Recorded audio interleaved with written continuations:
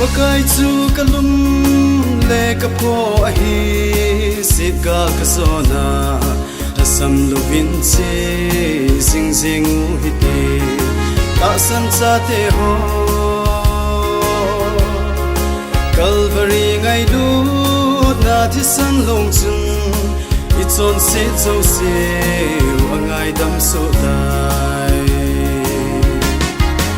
Ima nei so hin Ima ching ka te Lan sa choi le nge Phat ka nei sun nin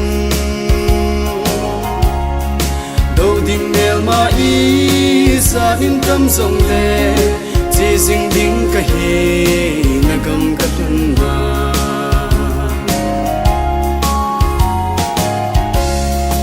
Wakai chu ei ho Lama apan le I ham ikin diu So na pun lap chu Dam sang hiti Thakau cham jam chu Kipa man san ding Ni khu anai ta Chu chi ni khu chu Ni khu lau pi pe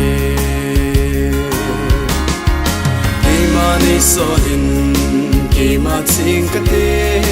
Lan sa choi le nge Phat ka nei sun nin Ding nel ma I Sa in tam zong le Chi zing ding ka hi Na gam ka tun ma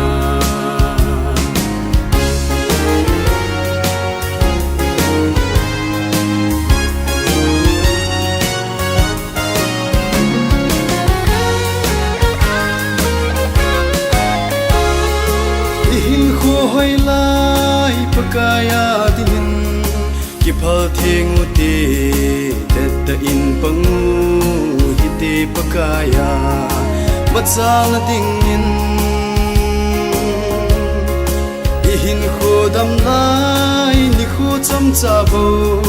Inay tay sofi Hung kipan loy sin Kima ni sohin Kima ching kate Lan sa choi le nge Phat ka nei sun nin Do ding mel ma I Sa in tam zong le Chi zing ding ka hi